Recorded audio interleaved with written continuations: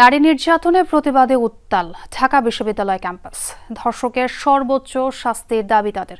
প্রতিবাদ মুখর শিক্ষকরাও। সরকারের ব্যর্থতার কারণেই একটি গোষ্ঠী নারী ও শিশু নির্যাতনের সুযোগ পাচ্ছে বলে অভিযোগ তাদের।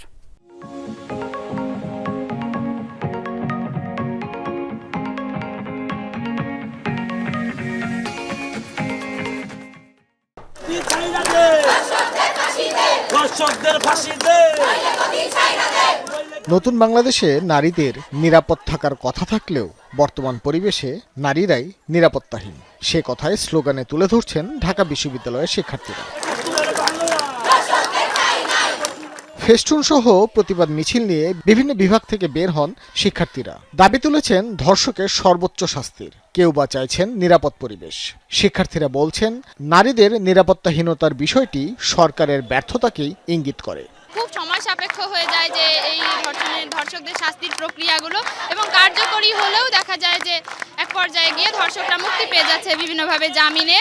প্যারেন্টসও সবসময় চিন্তায় থাকে যে মেয়ে ক্যাম্পাসের ভেতরে থাকে, এতটা চিন্তা করে না, বাট বাইরে বের হইলে অলওয়েজ চিন্তায় থাকে। আর রাতের বেলা তো ভুলেও যাওয়া যায় না। টিম ব্লেমিংও আমরা দেখে থাকি এই সমাজে। তো এক্ষেত্রে আমার মনে হয় যে সব নারীর সেফ ফিল করা এটা সরকারের দায়িত্ব। শিক্ষার্থীদের পাশাপাশি প্রতিবাদে নামেন বিশ্ববিদ্যালয়ের শিক্ষক নেটওয়ার্ক। অপরাজয় বাংলার নিচে আয়োজিত মানববন্ধন থেকে স্বরাষ্ট্রমন্ত্রীর পদচ্যুতির দাবি করেন তারা। কিন্তু আজ যখন নিজের প্রতিষ্ঠানের এক কর্মচারীর দ্বারা নিপীড়নের শিকার হন শিক্ষার্থী, তখন প্রশাসন কেন ব্যবস্থা নিতে দেরি করে বা গড়িমসি করে তা আমাদের কাছে স্পষ্ট নয়।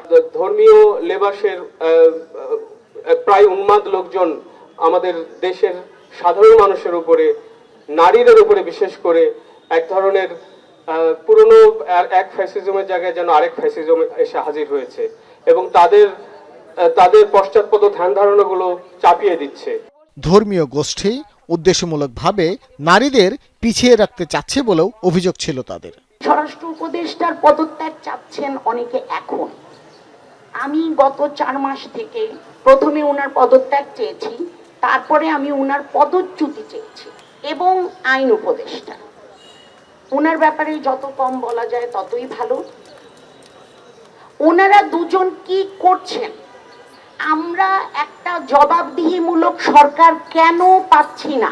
সেই জায়গায় তো আমরা খুব বেশি পার্থক্য দেখছি না। যখন নারী নির্যাতনের ব্যাপার হচ্ছে, যখন এরকম ধর্ষণের ঘটনা ঘটছে, সেখানে রাষ্ট্র এবং সরকারের যে নিষ্ক্রিয়তা, সেটা কোনোভাবেই কাম্য নয়।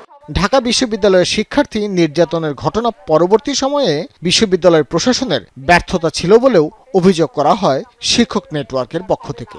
যদি হয় সাথে সাথে তার বিচার হবে। ভাস্কর ভাদুরী, যমুনা নিউজ, ঢাকা।